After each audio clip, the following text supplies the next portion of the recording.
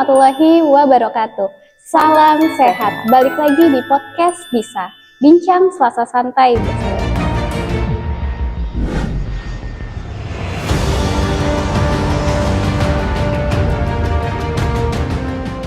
bersama saya Hibar Triawangsa dan narasumber hebat kita yaitu Ibu Arya Pratama Kusmawati SST MKes.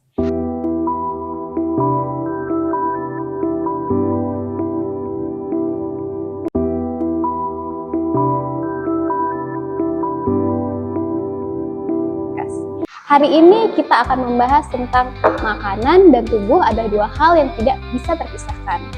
Oke, Coach, selamat pagi Coach. Pagi Hibar. Jadi hari ini kita akan membahas tentang makanan. Iya.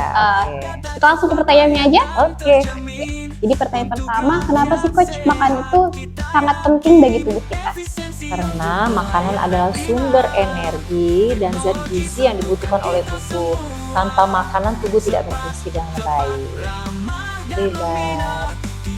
Oke, baik Coach, kita lanjut ke pertanyaan kedua. Pertanyaan keduanya, bagaimana sih makanan mempengaruhi fungsi tubuh kita sehari-hari? Nah, kita tahu kan seluruh makanan itu ada fungsinya masing-masing untuk tubuh kita. Jadi kalau makanan bergizi itu menjaga sistem tubuh kita dalam keadaan bekerja optimal. Contoh nih, makan kayak karbohidrat itu kan akan menghasilkan sumber energi di dalam tubuh kita. Sebaiknya protein itu untuk meningkatkan massa otot. Kemudian lemak, itu lemak mendukung fungsi otot ya. Jadi lemak itu kan ada lemak baik dan lemak tidak baik. Nah, lemak baik itu menjaga fungsi otak. Kemudian vitamin dan mineral itu memperkuat daya tahan tubuh. Nah, jadi memang benar-benar ada kaitan ya. Jadi Coach tadi sudah Coach jelaskan bahwa makanan bergizi itu memiliki hubungan dengan daya tahan tubuh kita. Ya. Hubungannya itu apa aja sih Coach? Hubungannya kan kita tahu kan kalau makanan ini kan tadi menjadi sumber energi di dalam tubuh. Jadi kalau misalkan makanan yang bergizi itu seperti sayur, buah, ada protein, itu kan akan menjaga daya tahan tubuh kita tetap menjadi optimal karena dia akan bekerja di dalam tubuh secara optimal. Nah sebaliknya kalau misalkan kita kekurangan gizi itu malah membuat tubuh kita itu mudah terserang penyakit. Itu Hibar. Oke Coach, kita lanjut ke pertanyaan selanjutnya. Bagaimana sih Coach apabila pola makan kita tidak seimbang, apa yang akan terjadi di tubuh? Otomatis kalau misalkan dia kekurangan gizi atau kurang nutrisi, ya pasti berat badannya kurang ya.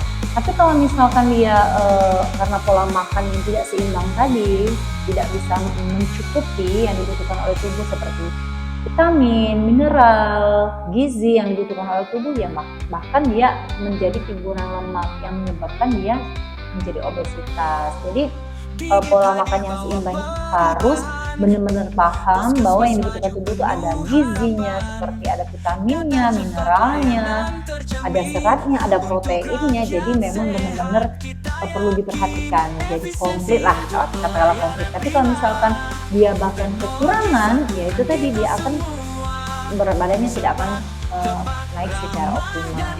Bahkan kalau juga sembarangan dalam artian gizi tidak ada tapi banyak lemak yang lebih banyak, itu akan menyebabkan obesitas.